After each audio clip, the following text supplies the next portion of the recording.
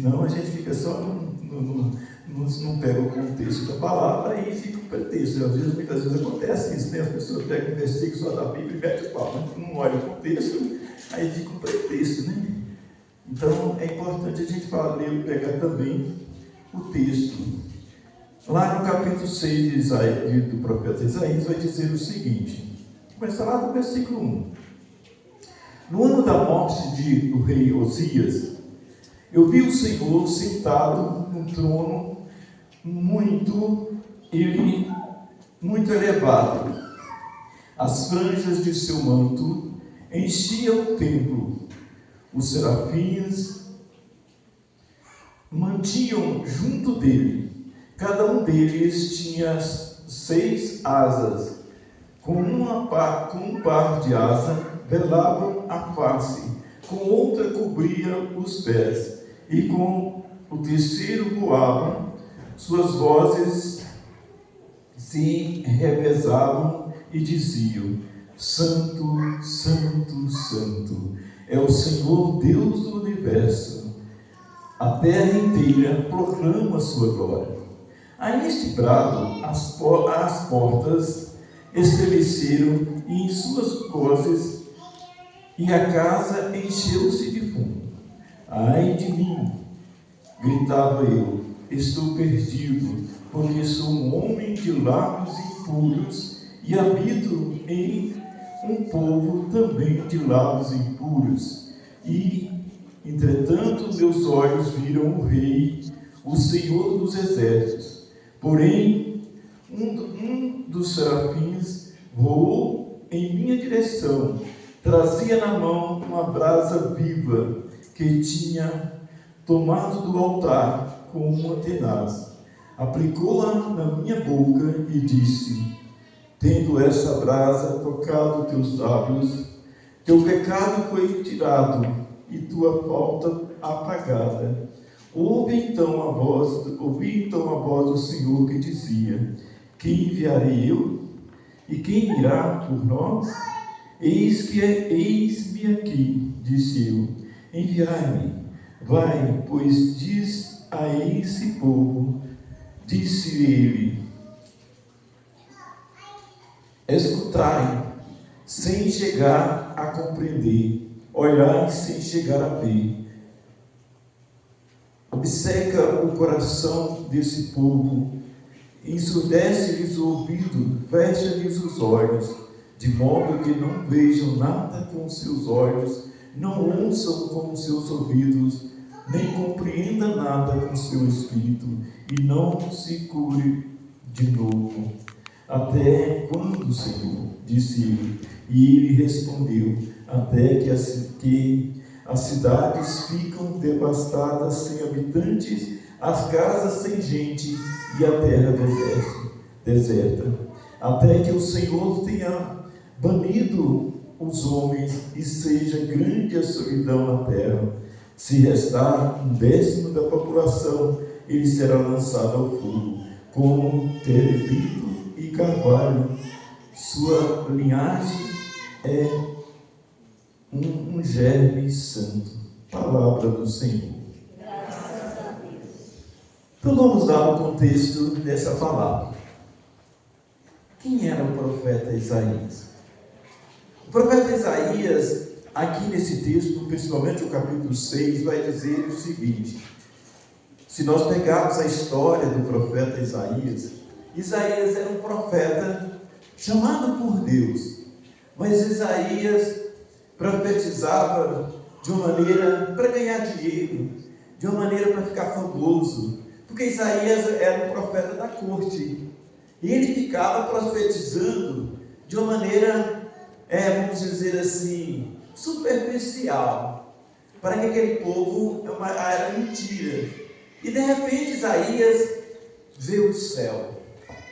Esse texto nós vamos perceber que o céu se abriu, porque ele teve uma visão do céu, porque ele viu os anjos cantando as glórias de Deus. Quando ele começou a perceber o céu, quando ele começou a perceber a grandeza de Deus, o que aconteceu com o profeta Isaías? Ele reconheceu os seus pecados. Ele reconheceu as suas misérias. E a partir daquele momento, ele se coloca diante do Senhor. Apesar de ele perceber que ele era cheio de pecado, que ele estava no mundo errado, que ele estava fazendo as coisas erradas, ele começa a olhar para si e dizer: quem sou eu? Meus lábios são lábios impuros, eu só falo mentira, né? Você falava, eu lembro que eu estava meditando essa palavra, eu só falo mentira, eu sou profeta, apesar de ele ter um chamado, mas ele ficava ali, para quê? Porque ele queria ter fama, né? O mentiroso é assim, eu também não posso falar para vocês também, porque eu também acho que eu ganhava você também, né? Então, o mentiroso, o que o mentiroso quer fazer? A minha mentira, o pai da mentira é o diabo, porque o mentiroso ele é orgulhoso. Ele quer contar uma mentira para poder se exaltar, né? Todo mentiroso gosta de contar mentira para exaltar, né? Para ficar lá em cima. Então, ele é orgulhoso. E foi isso que o profeta Isaías percebeu. Mas ele viu o céu. Acho que o lindo de tudo isso aqui é porque o homem, a mulher, o ser humano, quando ele vê o céu se aberto, vê as coisas do céu, ele se encanta e há um desejo ardente do coração de mudança e de transformação de vida. Isso é fato. Se você ainda não tem um desejo de mudar, de sair do seu pecado, de sair das coisas erradas, de sair daquilo que você vive, é porque você ainda não tem o desejo do céu. Eu via quando a Kelly falava da menina dela, né, que vai fazer prova, né? E eu lembrei, eu falei isso até no grupo de oração teve, e é uma das coisas que eu tenho falado às vezes nas minhas pregações, e tem ficado assim como uma palavra forte no meu coração, porque eu sempre gosto de olhar, dizer o seguinte: quantas pessoas, quando eu fui fazer uma pregação, tem uma vez que eu fui fazer uma pregação e o tema era falar sobre a santidade, né? Ser distante do nosso Pai Celeste é santo, foi o tema da pregação que eu fui fazer na época. Não me lembro se foi lá, é uma reunião que eu fui pregar. E eu fui rezar para essa pregação, pedir o Senhor direcionamento, escutar o que Deus queria falar para aquele povo. E naquele momento de oração, de adoração santíssima, eu ficava perguntando para Jesus. Dizia: Jesus, mas por que esse mundo que nós estamos vivendo, as pessoas não têm um desejo de santidade? A gente percebe que o ser humano hoje busca tanta coisa, mas não busca viver uma vida de santidade, um desejo ardente, né? E eu perguntava para Jesus, fazia para Jesus esse questionamento, e Jesus, essa pergunta, né? E Jesus respondia muito forte no meu coração. E eu achei lindo, né? Achei maravilhoso aquele momento de adoração ao Santíssimo, porque eu comecei a viver aquilo que Jesus estava falando no meu coração, e dizia: olha, as pessoas não buscam a santidade, sabe por quê? Porque as pessoas não sonham com o céu. Porque uma pessoa, para poder viver algo, primeira coisa, a pessoa tem que sonhar. A menina só vai sonhar com alguma coisa vai fazer, né? Ela está estudando igual, né? Para fazer o vestibular, para fazer o curso. Então, a primeira coisa, a pessoa precisa de sonhar. Segunda coisa, a pessoa precisa acreditar no sonho. Se você não acreditar no sonho que você vai ser, o curso que você vai fazer, você nem vai fazer o vestibular, você nem sai de casa, você não acredita: eu não sou capaz, eu não dou conta, eu não posso, eu não tenho condições. Então, a primeira coisa, a pessoa precisa de sonhar. Deus colocava isso no meu coração: sonhar. Segunda coisa, a pessoa precisa de acreditar no sonho. Terceira coisa, a pessoa precisa de investir no sonho. Então, se a pessoa não sonha, não acredita e não investe, nunca vai realizar aquilo que às vezes até sonha uma pessoa, mas nunca se realiza. Às vezes eu tenho até desejo, mas eu não acredito. Então, as pessoas precisam de acreditar no céu. O céu existe. Você vai morrer, filho. Você vai morrer, filha. E o catecismo da Igreja Católica, a palavra de Deus, ela é palavra viva e é verdade. Você acredita ou não na Bíblia, na palavra? A palavra de Deus é clara. E o catecismo confirma: nós fechamos os nossos olhos aqui na terra, e imediatamente Assim que a nossa alma sai do nosso corpo, nós a apresentamos diante do tribunal de Cristo e cada um será julgado conforme suas obras. Então, o céu ou o inferno existe.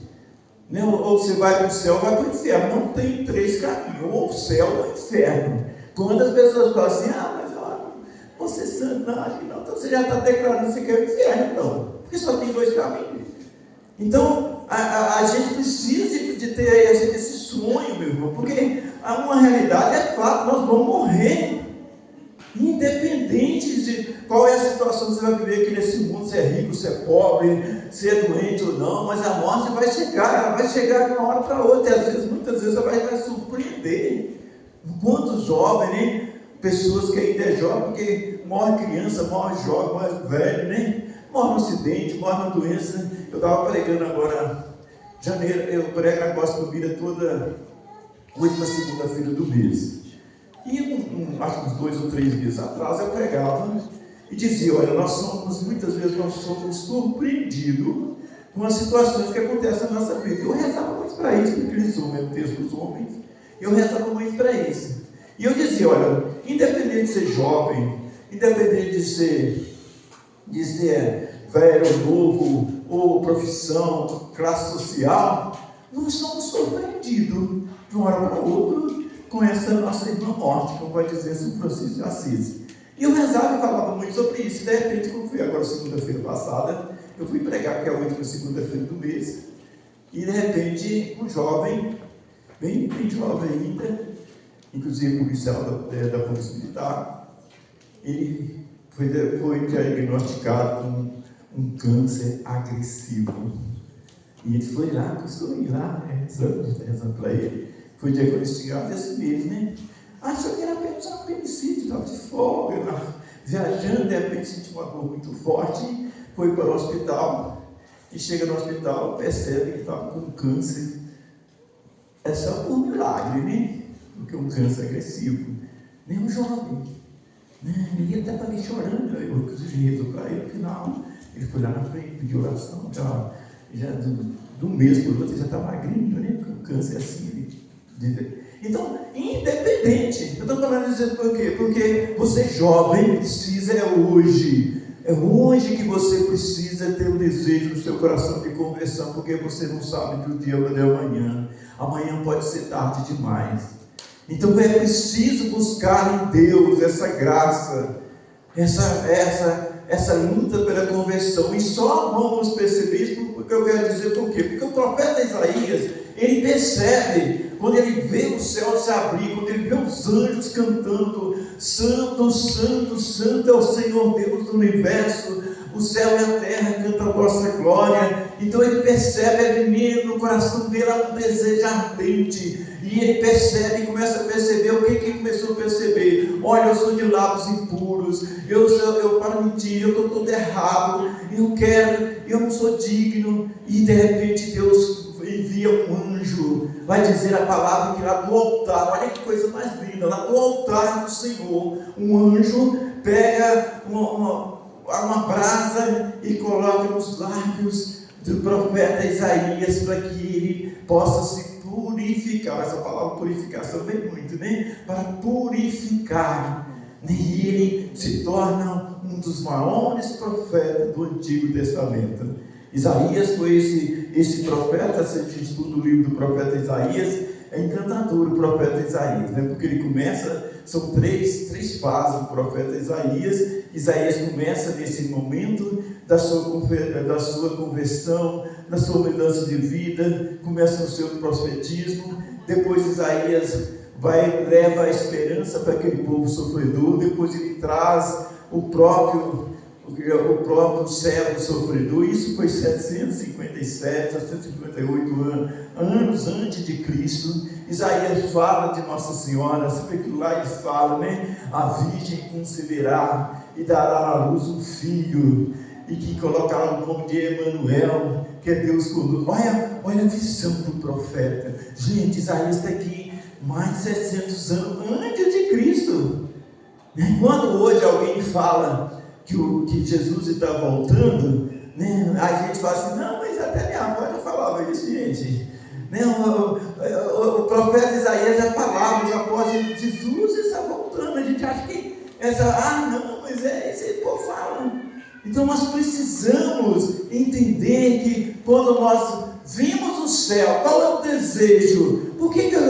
Qual é o desejo do meu coração? Um homem ou uma mulher que se converte, ou se diz que está convertido, só para poder viver uma experiência aqui nesse mundo, achar que tudo vai ser muito bom, que tudo vai ser bacana, que eu vou fazer isso, que eu vou fazer aquilo outro. Está enganado se você não sonhar com o céu, se você não buscar com as coisas do alto, se você não querer ser um homem de Deus, uma mulher de Deus, um jovem de Deus, uma pessoa de Deus, meu irmão, você vai decepcionar. Tem data marcada, você vai ser mais um daqueles que foi embora, vai ser mais um daqueles que foi embora, pode ter certeza. O que nos assegura, o que assegura o homem e a mulher de Deus é o desejo do eterno, porque tudo passa. Hoje pode estar muito bom, tem enfermidade na sua casa, o seu pai está bem, a sua mãe está bem, mas é uma hora que ela pode trabalhar tudo. E aí? Se nós não tiver o desejo do céu, você nem imagina o que eu já passei, o que eu tenho passado, o que a gente passa na caminhada com Deus. Às vezes as pessoas pensam, só para vocês terem ideia, quando eu comecei a caminhada, a comunidade Santa Terezinha, a gente começou no ano 2000, no ano 2002, meu pai foi assassinado por 5 tiros, só para vocês terem ideia. E se eu não tivesse olhado para o céu? E se eu não tivesse? Depois meu filho envolve com drogas, depois minha esposa tem câncer, depois tem um monte de coisa. E se eu não tiver com o desejo do céu, eu vou ficar nas coisas de Deus só porque está tudo muito bom, dançar, cantar, pular, rezar, viver só essa euforia? Isso vai passar. Se não tiver essa graça do céu, dizer, eu estou fazendo um caminho para o céu. Jesus foi muito claro, Jesus não quer nos enganar. Você quer me seguir? Renuncie a si mesmo. Toma a sua cruz e segue-me. O caminho de Jesus não é o caminho da fama, não. Se você acha que você vai caminhar para Deus, porque você vai ficar uma pregadora famosa, vai ter não sei quantas pessoas seguindo, tantos seguidores, vai ter não sei o quê, e pode ser Neymar, pode sair, não é o seu lugar. O caminho para Deus é o caminho da cruz, é o caminho muitas vezes do esconderijo. Porque Deus não se habita no coração orgulhoso. O lugar do orgulho não cabe o Senhor. Por isso o profeta Isaías, foi preciso que Deus mandasse um anjo para pegar uma tenaz e pegar uma brasa no altar e colocar na boca para purificar o coração, a boca desse profeta. Então, meus jovens, eu quero dizer isso para vocês. Vocês que muitos são adolescentes, tem um sonho de Deus. Eu sei que o mundo que nós estamos vivendo, como a Jane falou, também atendo jovem, criança, velho, eu atendo oração, e não contando que aqui passa, tem gente que vem aqui um mês, tem aqui é um hospital de almas, e tem gente que vem aqui para aqui, que fica um mês, 15 dias, todo tipo de gente passa por aqui. Sempre tem vindo gente para cá, passa sacerdote, tem padre, tem diácono, religiosos, fica aqui há mais um mês rezando, eu acompanhando, vem jovem, depressivo. Aqui é um hospital de almas. Eu falo que quando Deus colocou no meu coração que seria um hospital de alma, vai ser cumprido, porque a promessa de Deus é essa, Tem casal, nós tivemos um casal aqui que ficou há 2 meses aqui, casal lá de Goiânia. Estava para processo, casamento, e eles tinham sido religiosos, A menina tinha sido religiosa, o marido, e depois eles se casaram, largou a ordem e casaram. Mas ele casou em crise, Aí veio para cá, ficou aqui um mês, graças a Deus também, mora em Pirapora, parece que eles hoje moram em Pirapora. Mas se nós não tivermos a dificuldade, ela vem. Se nós não tivermos esse desejo na alma do céu, isso aqui tudo passa. Eu, daqui a uns tempos, eu sempre falo com os meninos, eu estou com 68 anos, Eu sempre falo com os meus filhos, a gente tem um conselho, eu digo, olha, vocês têm que caminhar, porque daqui a uns tempos eu não estou aqui mais não. E quem dera se fosse hoje, Essa noite eu tive tanto desejo de Jesus me chamasse, porque eu fui lá para a capela fazer adoração, e às vezes eu tenho umas visões, uns momentos com Jesus que eu fico meio doido, né? Vamos dizer assim, louco, né? E eu estava ali na capela, e quando eu cheguei para adorar Jesus, no momento de adoração, ontem de manhã, às vezes eu fico bem perto de Jesus, expõe Jesus lá no altar, na capelinha lá de casa, e estava bem perto de Jesus. E eu vi que aquela capela estava tão cheia dos santos, dos anjos, e eu comecei a escutar um louvor muito bonito. Isso foi diante de madrugada, cedo. E eu escutava um canto, né? Eu queria escutar, parecia que, mas aquilo vinha de um lugar do eterno, porque eu não conseguia perceber de onde vinha o som, as músicas, e me vai vindo muitos anjos. E olha que eu não tinha meditado, eu ia depois que eu fui meditar essa palavra. Eu não tinha meditado a palavra ainda. Eu sabia do tema, eu tinha rezado o tema, mas não tinha abrido a passagem bíblica ainda. E eu ficava ali sonhando com o céu. E eu via uma coisa muito linda naquele momento. E aí me veio um desejo tão grande de fazer a Páscoa, de ir embora, né? Esse mundo aqui está... Ô Jesus, até quando? Um dia eu falei para Jesus, eu só 33 anos. Mas o que o senhor sofreu valeu a pena. Eu já estou com 68 anos. Santa Teresinha do Menino Jesus viveu 24 anos. Santa Faustina viveu 34 anos. A compensação só para ter que foi 80 e tantos.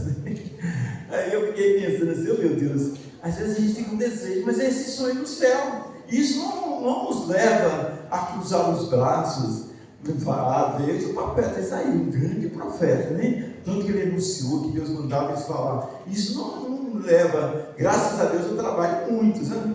A gente não é, você fica só rezando, só fazendo, não. A gente trabalha e muito, prega, né? Por exemplo, hoje eu estou aqui, né? Ajeitei para mim estar aqui, mas toda semana, cada fim de semana, por exemplo, semana que vem a gente começa o retiro. Agora na quinta-feira, quinta, sexta, sábado e domingo, né? Vamos estar aqui trabalhando. Quinta, sexta, sábado e domingo é o retiro Triágata para os homens. Né? Depois, parece que na outra semana eu vou estar viajando para Anápolis. Depois Pará, depois Formiga, depois não sei aonde, Rafael, não sei aonde.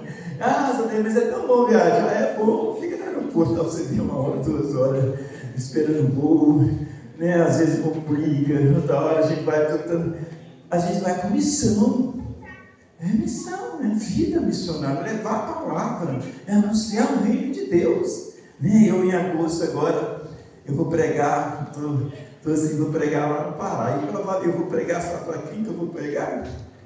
Para um bispo e mais para 70 padres. Imagina, eu pregando para bispo e padre, né? É uma diocese Bragança do Pará, é uma diocese.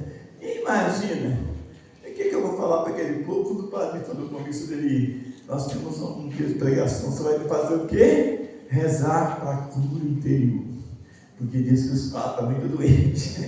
Depois os irmãos que eu vou rezar para rezar também. Porque meu ministério é cura interior. Eu tenho um ministério de cura. Deus me usa na minha pobreza, na minha miséria, para rezar para as pessoas e as pessoas serem curadas. Mas compra para lá. Isso não é mérito meu, não. Jesus dizia por todo mundo, pregai o evangelho a toda criatura, anunciai o reino de Deus, curai os enfermos, expulsarão os demônios. Então é a missão do batizado. Isso é missão nossa. Mas eu vou achar que é privilégio meu? Não, é graça de Deus. Então a gente precisa de rezar para as pessoas. Nós estamos vivendo um tempo que está todo mundo doente, gente. Meu Deus do céu. Eu tenho certeza, se eu parar para conversar com muitos dos adolescentes aqui, os jovens que estão aqui, a gente vai perceber quantas feridas abertas, né? O tempo que nós estamos vivendo, esse tempo que nós estamos vivendo, é um tempo assim que tem nunca se falou tanto de doenças mentais como nós estamos vivendo hoje. Nunca na história da humanidade, que é depressão, síndrome de pânico e não sei o que, tanta situação, pessoas que não conseguem se identificar, né? Você pega, né, uma menina, um menino não consegue ter uma identidade própria. Meu Deus do céu, que tristeza, né? Aí você conversa com a menina, a menina está bonita, chega assim, estou querendo resolver isso para a minha filha, mas o que vamos rezar? Eu gosto de fazer assim, o que vamos pedir Papai do Céu? Que eu me lembro muito do profeta Pastor Bill, né? Olha, do cego Bartimeu, quando chega até Jesus e diz: Jesus, o que você quer que eu faça? Então Jesus gosta de escutar o que a gente vai pedir para ele, né? Porque ele diz: pede e receberei. Aí você pega a menina: o que você quer rezar, minha filha? Porque eu estou com muita dificuldade. Eu não sei se eu gosto de menina, se eu gosto de menino. Eu não sei o que é isso. Gente, que nós somos quando a pessoa perde a sua própria identidade, né? É terrível. E às vezes, quando eu falo meninas, eu estou falando meninas até de 30 anos, 25 anos, até de 40. Não é meninas, também meninas novas, adolescentes, jovens, meninos da mesma forma. E, infelizmente, que mundo que nós estamos vivendo? Como que pode? Se uma pessoa não consegue ter a sua própria identidade naquilo que Deus te criou, como imagem e semelhança de Deus, que confronto que a pessoa entra interiormente? Onde está a causa? Eu queria até rezar para vocês um pouquinho. Olha meu relógio aqui, porque eu falo muito, né? Eu queria rezar para vocês, mas eu queria, quando foi me falar, faz uma oração de cura para as pessoas. Mas eu pensei o seguinte: para a gente falar da oração de cura, para a gente falar da enfermidade, é preciso a gente falar da causa.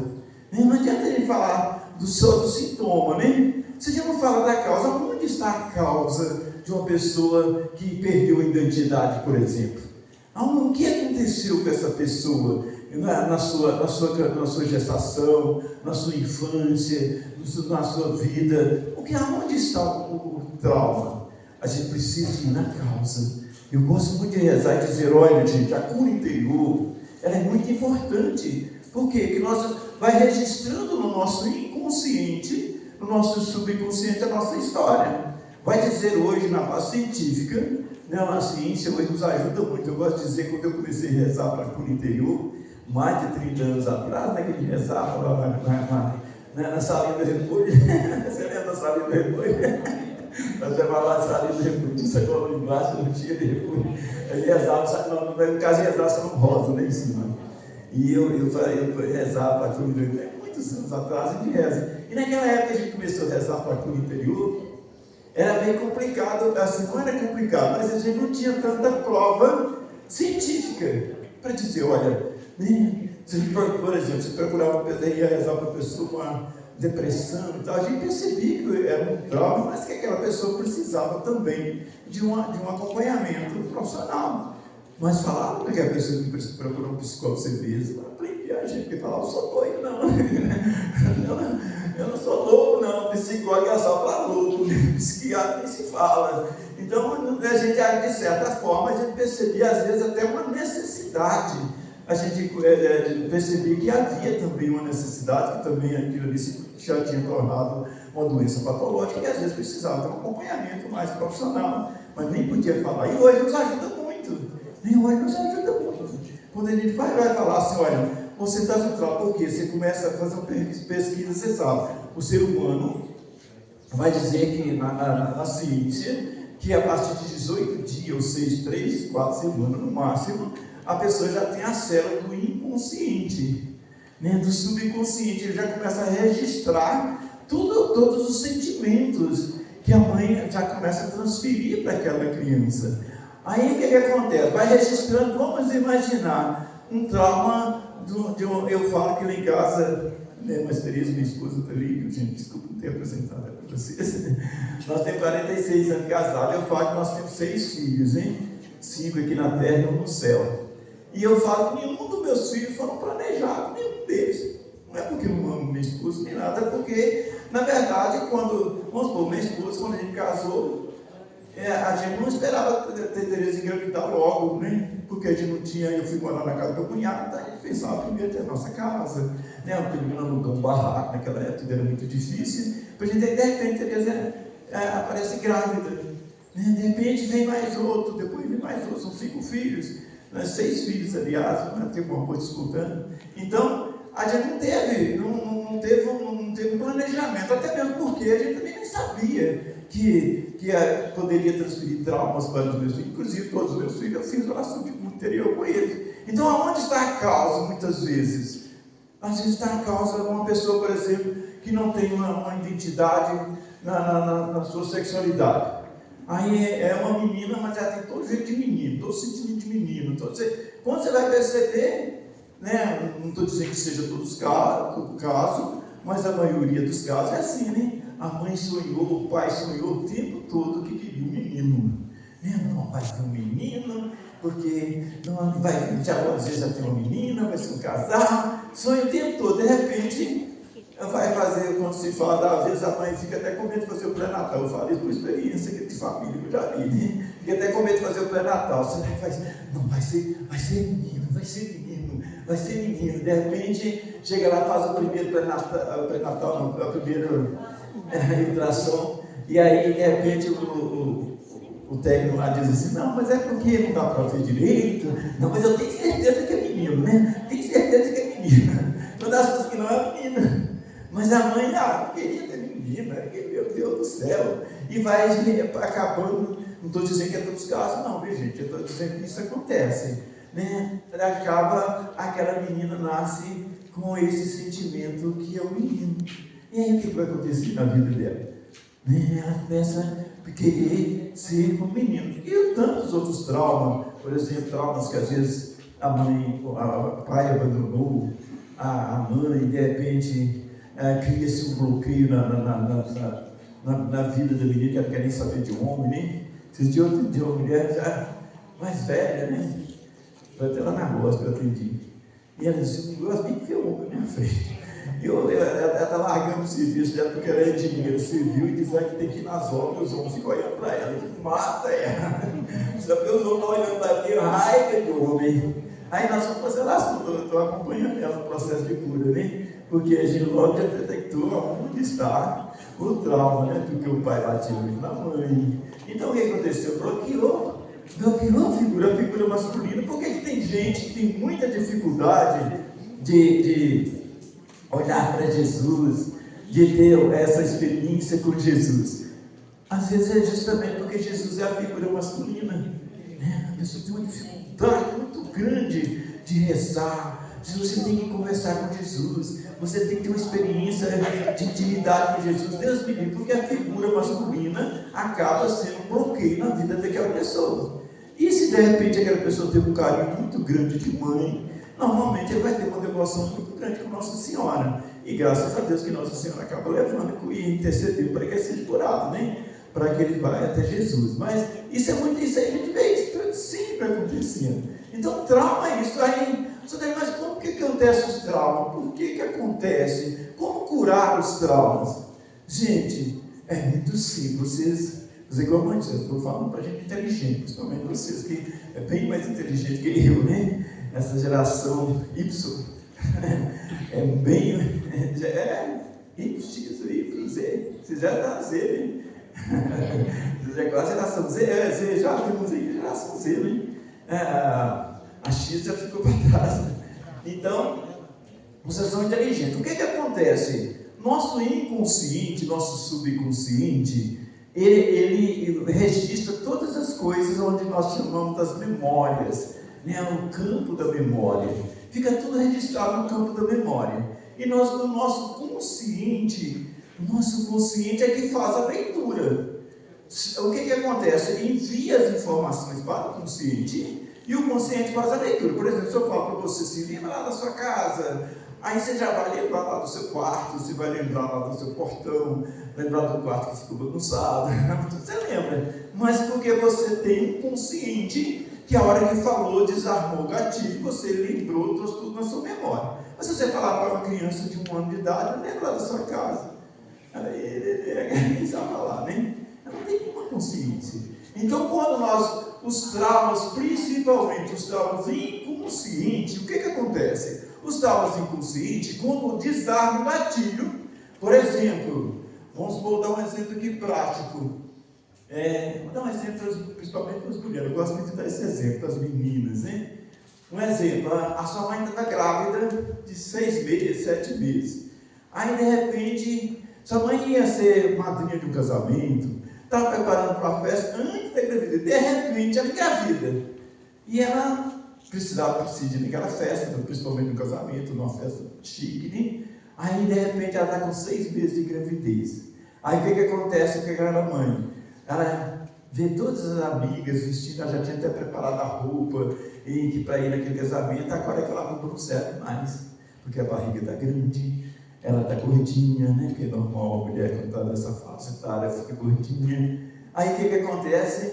Ela vai ficar revoltada, porque ela fica, meu Deus do céu, não estou dizendo todas as mães não, né? Vai dizer que na ciência hoje eles falam que a primeira sala de aula do ser humano é o útero materno, né? Se a professora for boa, né? Se a professora for boa igual a Kelly, né?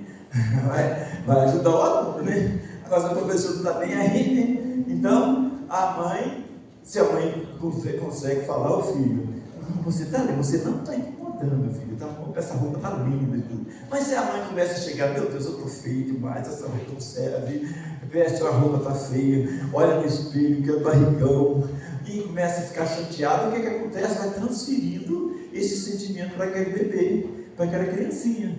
Né? Aquela criancinha, o que acontece? Que vai registrar nela? Que ela é feia, que ela nunca, o corpo dela é feio, tudo dela vai ficar feio. É aquela pessoa que tem a roupa, o guarda-roupa está cheio de roupa, na hora de sair não acha uma roupa para vestir. Aí às vezes está lá, a gente reza. Quando você reza, o que vai acontecer? Você traz para o consciente vai entender que aquilo aconteceu. Aí o que acontece? A gente faz a leitura, né? Aí você consegue fazer a leitura, porque até então você era um trauma inconsciente, ninguém tinha falado, você não sabia que era isso, você acha feio, você acha a pessoa o feio, isso acontece com os meninos também, né? Que quer fazer tanta coisa, quer risquinho no cabelo, quer pintar cabelo de branco, quer pintar cabelo de vermelho, quer pintar cabelo de sei o quê, quer fazer tatuagem, não estou dizendo que tudo bem, quem faz, não estou dizendo, mas tem gente que é assim, né? Nunca fica bom para nada, né? Tudo está ruim, né? Tudo está ruim, tudo é difícil. É próprio da adolescência, mas isso vai muito também na vida, porque isso reflete em todas as outras áreas, né? Quando fica adulto, reflete em outra situação, outra maneira de se refletir. Então, o que tem que fazer? Quando a gente reza para esse trauma, o seu consciente consegue fazer a leitura e você percebe que o trauma estava lá. E aí você começa a perceber, você começa a fazer o autoconhecimento, você começa a fazer a ressignificação da sua história. Hoje se fala muito de ressignificar, né, a sua história. Eu estou dizendo isso só para a gente poder rezar um pouquinho sobre, né, por isso que eu estou querendo dizer para vocês da causa, né, porque às vezes o sintoma a gente percebe nitidamente, mas aonde está a causa? Aonde que a gente percebe a causa de uma pessoa que às vezes é uma carência afetiva e tantas outras situações? Aonde está? É rezar e pedir Jesus, nós trazendo para a nossa memória. Nosso corpo é muito inteligente, né? Nossa memória é inteligentíssima, né? Imagina como nós somos inteligentes. Eu penso assim, né? Eu gosto de ver a Shirley está na cozinha, a Shirley está lá na cozinha. A Shirley está aí, Shirley. Eu gosto de ver as meninas da Shirley. A Shirley tem as gêmeas, né? Ela tem uma menininha, uma delas, as duas são pequenas, né? Novinha. Mas tem uma agora que forma esse ano para piloto de avião, hein? Ela está voando, né? Desse tamanhozinho. Aí eu fico imaginando a inteligência do ser humano, né? Ela já está. Nesse dia mesmo, acho que estava mostrando um vídeo dela fazendo. Como é que chama aquele voo, Ciro? Um voo que você vai até na última consequência, chega lá, você deixa o avião descer, né? E ela falando. Que loucura, cara! Que louco, né? Chama voo de história. Um voo de história. Deixa descer o avião. Eu estou dizendo isso para a gente ver a capacidade da nossa inteligência. Porque tem gente que não anda de avião. Minha esposa viu, uma vez ela deixou ele ganhar para a terra Santa Viu? Não, nem anda de avião, não anda, vai dar uma mão de bicicleta. Mas não anda de avião, né? Precisa cuidar, tem gente que não anda de avião. Mas se ela exercitar, rezar, para ser curado, provavelmente é um trauma de altura, alguma coisa, né? Então, nossa capacidade que Deus nos deu é impressionante. É impressionante. Eu fico olhando como que a gente pode. Eu estou com 68 anos, mas Deus me deu, se eu quiser exercitar minha inteligência ainda, claro que ela agora fica mais lenta, né? Porque está subcarregada, né? São 68 anos, a gente pensando, mas Eu ainda dou conta de fazer muita coisa, e tem coisa que até eu assusto, assim, meu Deus do céu. Meus meninos ficam doidos que eu ganho de construção, né? Porque eu nunca peguei no colher de pedreiro, mas eu olho a construção, assim, olha, está pode de esquadro, está pode de nível, pode conferir. Né? Então, porque a gente vai exercitando a nossa capacidade. Então, a vida de santidade, eu tinha uma dificuldade muito grande de ficar 10 minutos na adoração santíssima. Eu fui exercitando. Hoje, se for para mim ficar 5 horas, 6 horas, eu fico tranquilo e fico feliz, porque eu vou sentindo um abraço de Jesus na vida espiritual. A gente precisa de ter esse desejo. Então, a parte de um homem, primeiro, por isso que nós fizemos um triágape. O encontro que nós fizemos aqui, triágape, ele é justamente isso. Nós trabalhamos com o ser humano na corpo, alma ou mente, né? Corpo, alma e espírito. Nós trabalhamos as 3 dimensões do ser humano.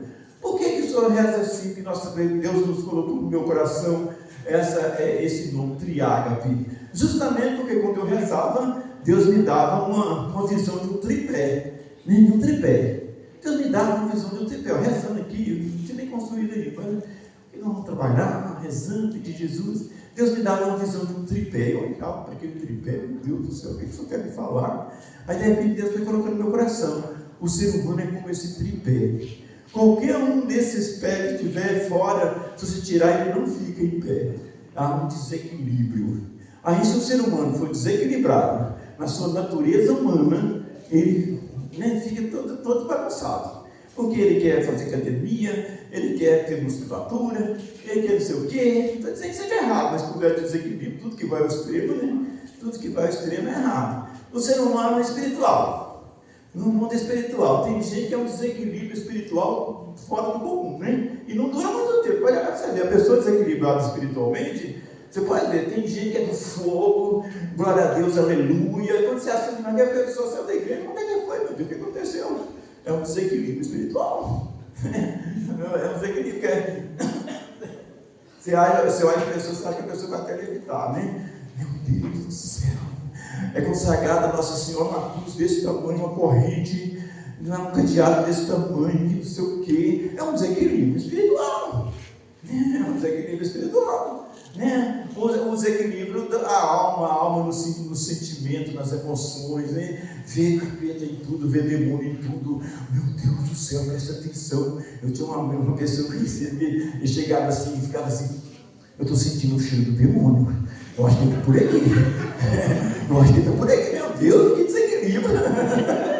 Toda hora dá uma manifestação lá, a pessoa quer gritar no ouvido da pessoa. E eu falei com a pessoa: anjo, meu filho, você quer gritar, não vai escutar, não. Mas o demônio é anjo, mas é anjo. Deus, você quer segurar o demônio, não, porque ele é anjo. É um desequilíbrio espiritual. Então a pessoa fica nesse desequilíbrio. Gente, quando a pessoa ele é bem equilibrado, ele pode ser radical. Radical é diferente. Radical é tirar o mal pelas raízes, ser sincero, mas desequilíbrio. Então nós precisamos, e uma pessoa equilibrada é uma pessoa que é livre, ele tem liberdade, e ele testemunha para o mundo. As pessoas podem até imaginar, mas ele dá um testemunho de vida. Eu falo que no início da minha caminhada, às vezes no início a gente é meio desequilibrado mesmo, né? Porque no início é como uma criança que está começando a caminhar, ela fica meio desequilibrada, né? E às vezes no início a pessoa fica muito empolgada, muito entusiasmada. Com o tempo vai amadurecendo, vai ter uma fase mais adulta. O perigo é quando é um adulto desequilibrado, né? Uma criancinha, se chegar aqui e pegar essa garrafinha dessa que eu sair com ela na mão aqui, e depois deixar cair aqui, a única coisa que ele vai fazer é só corrigir ela. Às vezes eu dizer: não, filho, mas pega um adulto chegando aqui, pega essa garrafa e jogando ela no chão. Né? Então, quando é criança, a gente, São Paulo Apóstolo vai dizer, quando é criança a gente toma um leitinho, né? Mas depois tem que amadurecer. Se não amadurecer, apodrece, né? Aí fica desequilibrado. Então, eu estou dizendo isso, meus irmãos e minhas irmãs, para a gente terminar fazendo oração aqui rapidinho, que já está na hora. Eu queria que você rezasse um pouquinho para os seus traumas, para a sua história de vida.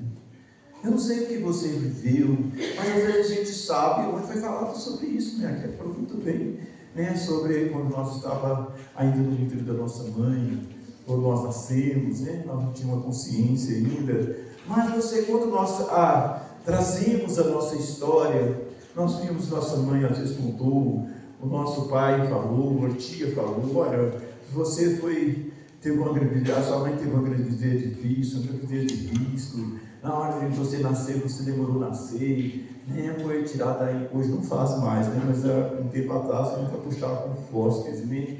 Hoje, inclusive, justamente por causa da ciência, dos estudos, sabe que traz um trauma terrível, né? Coisas que as pessoas antigamente, uns anos atrás, antigamente não era tão antigo, nem uns 20 anos atrás.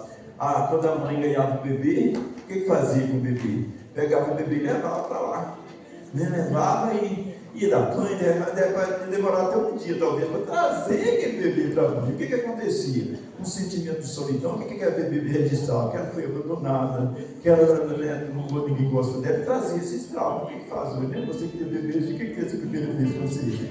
Primeira coisa, coloca o bebê aqui, para ele não se sentir abandonado. Mas muitos de vocês aqui passaram por isso, né? Ainda foi assim, né? Então criam, meu Deus do céu, ninguém me ama, ninguém me quer, ninguém gosta de mim, um sentimento de solidão, uma tristeza, um vazio interior tão grande. Mas vai perceber, que tempo que nasceu. E quantos outros, hein? Vamos rezar para isso? Vamos pedir Jesus? Um pouquinho de tempo, eu sei que Jesus só um olhar que ele der para você, ele vai entrar, e não está aquela oração de cura interior, cura Senhor de então, depois vamos rezar, só terminar aqui e fechar aqui, deixar vocês mais ou menos preparados para aquela surpresa. Então, porque às vezes tem lugar que eu não posso isso também, essa oração, a oração que fica ali, porque às vezes a gente fica nessa situação, sofrendo, gente. Quando eu falo isso, porque eu já sofri todos esses traumas que eu estou falando para vocês. Eu fui o primeiro da fila, né? Sofri todos os traumas, abusado sexualmente na minha infância. Minha mãe foi embora de casa, tinha 9 anos de idade. E eu aprendi a tirar com 10 para 11 anos, eu já tinha 38, meu pai me ensinou a tirar. E tanta coisa que vocês possam imaginar, tantas coisas. Então,